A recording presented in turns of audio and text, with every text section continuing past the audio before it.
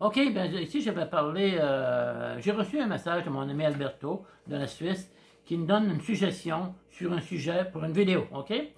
Tu pourrais aussi, voici ce qu'il dit, tu pourrais aussi parler du temps comparé à l'éternité dans le monde spirituel. J'entends le temps comme on l'aperçoit dans le monde matériel, avec un passé, un présent et un futur. Un présent insaisissable en ce sens qu'on l'imagine comme un futur, mais à peine on y est, il devient aussitôt du passé. Ce qui voudrait dire qu'il n'a pas plus de réalité que le passé ou que le futur, donc une illusion. Tandis que dans le monde spirituel, ces trois aspects du temps n'existent pas.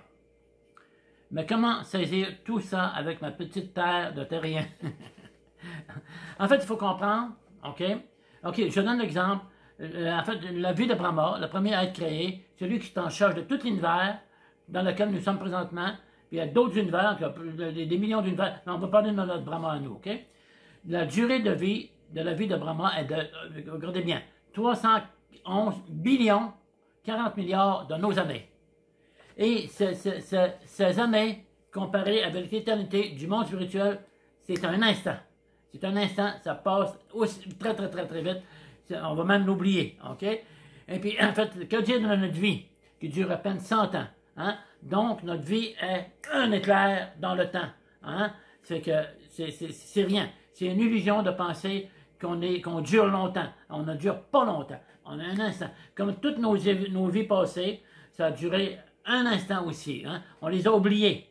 Comme dans un rêve, j'en parlais dernièrement, comme dans nos rêves, on rêve et nos rêves durent un instant, hein? Mais on les oublie, donc c'est l'illusion. Et aussi même des insectes qui durent quelques instants. Mais pour eux aussi, leur vie de quelques instants a paru aussi longue que la nôtre. Hein? Fait que c'est ça que le problème dans ce monde, c'est qu'on ne dure pas. On ne dure vraiment pas longtemps. Alors, il faut aller dans le monde spirituel, que là, c'est l'éternité. On a l'éternité devant nous. Alright?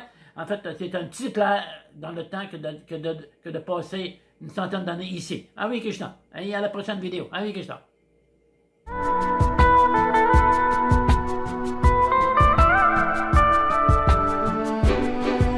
Ce matin, chaque matin, on parque la fontaine ici à 5 minutes de chez moi. Puis je chante quelques japas et je me promène dans le parc, OK? Mais ce matin, j'ai vu, je vous montre les images, une image. En fait, j'ai vu un contenant d'un repas acheté au restaurant pas loin, probablement. C'était marqué le couvert du contenant. Et puis, c'était marqué bœuf. Ça m'a saisi. Comment ça se fait que les bœufs, c'est vivant, comment ça se fait qu'ils en mettent dans des contenants comme ça pour les manger? C'est ça, c'est inconcevable. C'est inconcevable.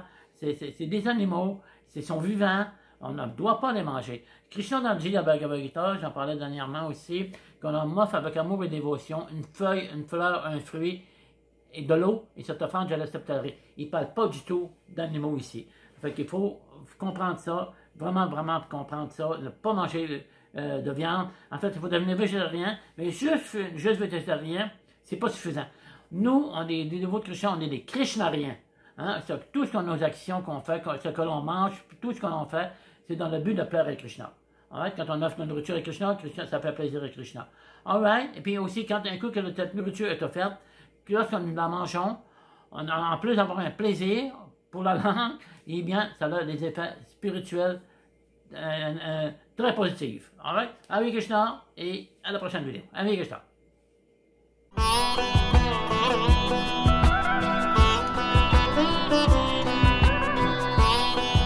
Alright, chers amis, ok.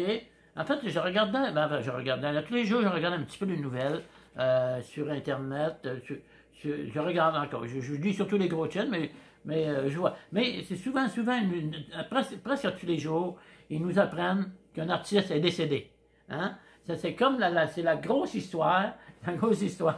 C'est comme une grosse surprise pour eux, pour ceux qui ont écrit l'article, qu'un tel était décédé. Je comprends qu'il est populaire, mais tout le monde dans ce monde va avoir à faire face à la mort.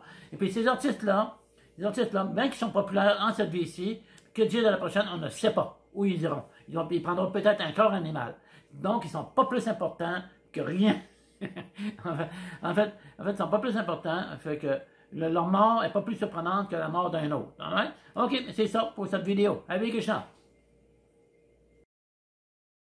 Si cette vidéo vous plaît, n'oubliez pas de vous abonner à la chaîne afin de recevoir toutes les notifications et ne rien manquer de nos prochains contenus.